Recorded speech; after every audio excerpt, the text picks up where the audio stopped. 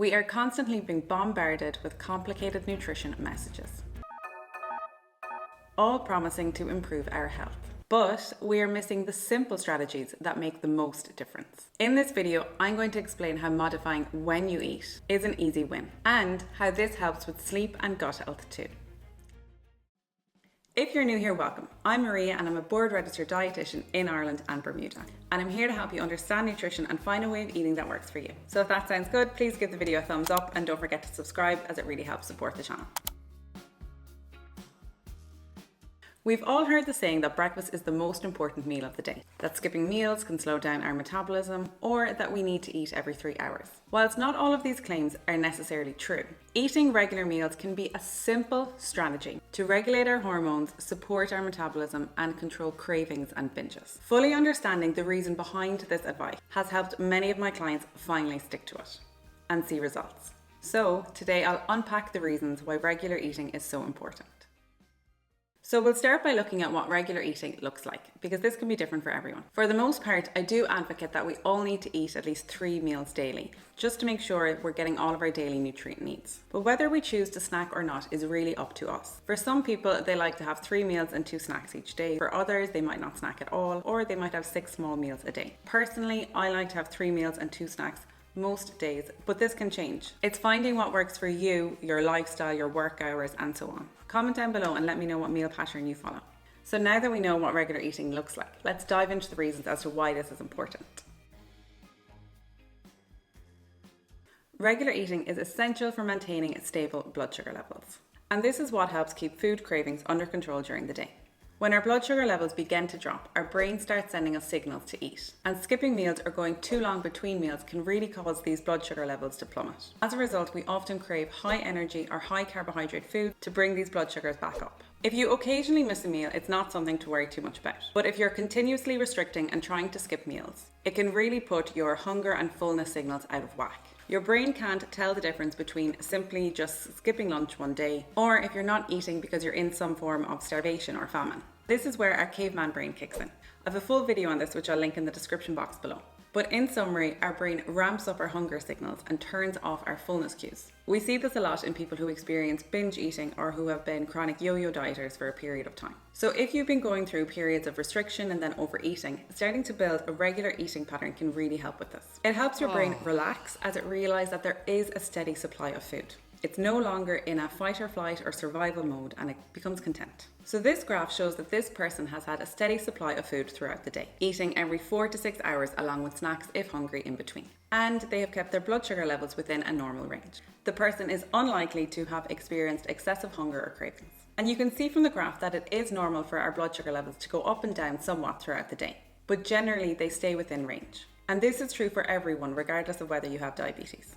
The type of food you eat can also impact how your blood sugar levels rise and fall throughout the day, and I'll be covering this in a future video. Now let's look at an example where a meal might have been missed. So here, the dotted line highlights what has happened to this person's blood sugar levels after they have missed breakfast. Once breakfast is missed, the blood sugar levels begin to fall. This drop will wake up the caveman or the survival brain. Once the brain is concerned that there is no food coming, it starts sending signals to the brain to think about food, and this is where we experience cravings. You can see from the arrows where the hunger increases. And if we don't respond to these hunger signals, they become more intense. As a result, we usually end up eating a bigger quantity of food or higher energy foods to satisfy this. We don't tend to go sit and have a nice balanced meal. And as you can see from the graph, this then causes the blood sugar levels to rise up very rapidly. And we might feel sluggish here as the body has to work extra hard to process all of the carbohydrate or sugar. Because the body has to work so hard processing all of this extra sugar or carbohydrate, we then tend to experience very large drops. And this can bring us into an up or down roller coaster cycle. When we review the cycle, we can see that we can't change the response from our brain, and our blood sugar levels will always fluctuate to some extent. However, we can control when we eat and how our bodies and blood sugar levels respond to our eating patterns. The next reason to eat regular meals might surprise you, but it's good for our gut health. And it helps support regular bowel motions, which makes everyone feel better. One of the most common complaints that I deal with as a dietitian in clinic is people with gut issues, whether it's constipation, diarrhea, reflux, heartburn. But your gut loves routine.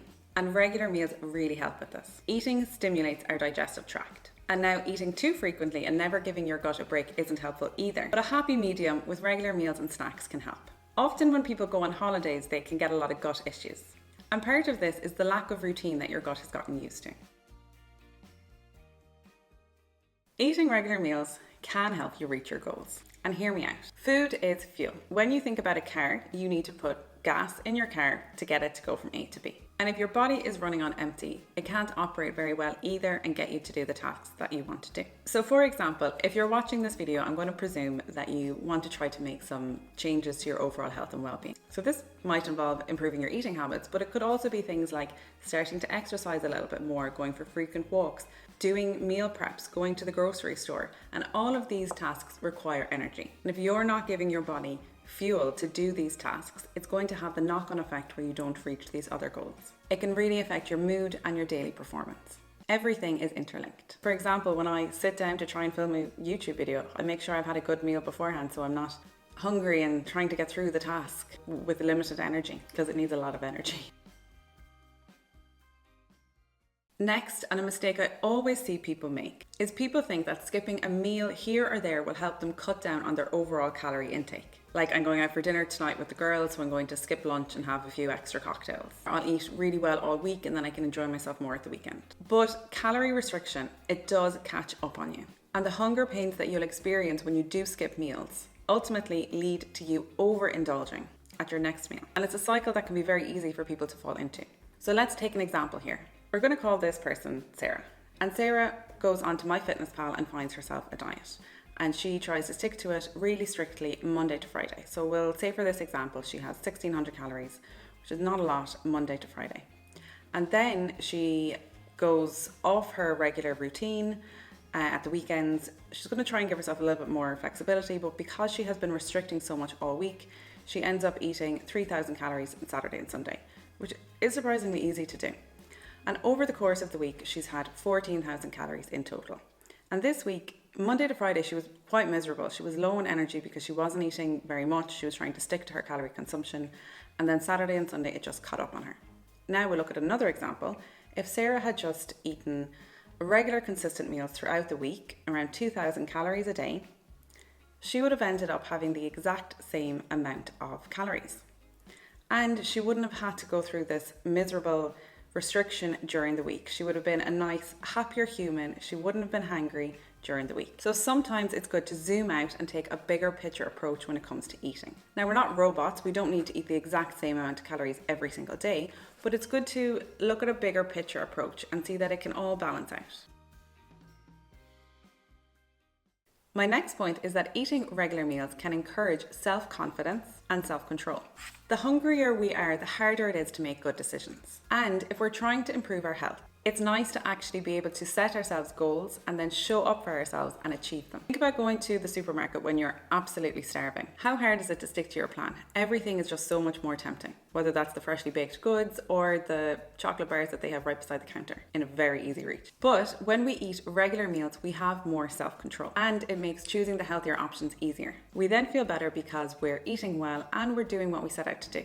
We can then grow in confidence that we can do this. This brings me to a useful tool that I use with a lot of my clients. It's the hunger and fullness scale. It's a scale of how hungry or full you are at any given time. Number 1 represents feeling extremely hungry and number 10 represents feeling extremely full. And often it's very easy to notice these feelings at number 1 or at number 10. And it can be a little bit more difficult to tune into how we feel in the middle. But it's good to try and notice what it feels like to be at number 3 or number 7. Take a day and have a go at stopping at different times and thinking where you are on this scale. You want to try and avoid reaching a 1 or a 10, as this is often a sign that you've eaten too much or you've allowed yourself to get too hungry. You want to learn how it feels to be at a 5 or a 6, so you can start to notice it more easily. You can then start to use this as a guide when it comes to choosing your portion sizes or whether or not you think you need to have a snack. If we've been dieting for a lot of our lives, it can be difficult to tune back into our hunger and fullness signals. So be easy on yourself. It's not something that you're going to automatically get good at straight away. It takes a little bit of time. Many of us have gone through long periods of time where we have relied on apps on our phone or plans on the internet to tell us how much we should eat instead of listening to our bodies. And tuning back into these hunger and fullness signals can take a little bit of time and getting used to. But it's a good skill to have. I mean, we should all be able to tell if we're hungry or full. Next, eating regular meals can help with sleep. We all know that sleep is so important for our well-being. But many of us fall into a pattern where we're working hard all day and then we sit down to have a big meal very close to bedtime. You really don't want to be having a big meal at least 3 hours before you go to bed. Or many of us try to be really good all day and then we sit on the couch in the evening and we're just snacking on the things we didn't allow ourselves to have earlier in the day. We might end up overeating and then feel uncomfortably full going to bed. This can impact how you sleep, especially if you suffer with indigestion or heartburn. But eating regular meals will really help you combat this overeating late at night. We know that people who eat a good breakfast, for example, tend to snack and graze a lot less later on in the day. So often trying to have your bigger meal earlier in the day, whether this is breakfast or lunch, can help. Now, this might not suit everyone's routine depending on family life or work hours, but it's something to consider. Ultimately, the secret of success lies in our daily routines. And eating regular, healthy meals is a habit of all successful people that I know. Truly, the people I see in clinic that eat regular, structured meals tend to do better than the people who graze or snack all day. And really, it's not the hardest piece of advice I'm going to give on this channel, especially when you compare it to some of the other nutrition advice you see on the internet. But if you enjoyed this video, please give it a thumbs up. And don't forget to subscribe. Comment down below and let me know if you're going to try and start eating some regular meals. And check out my other video on the dieting cycle, which I will link in the description box below, because if you enjoyed this, I'm sure you'll enjoy that also. I'm going to leave a free hunger and fullness scale linked in the description box below, which you can download. But thank you so much for listening, and I'll see you next week.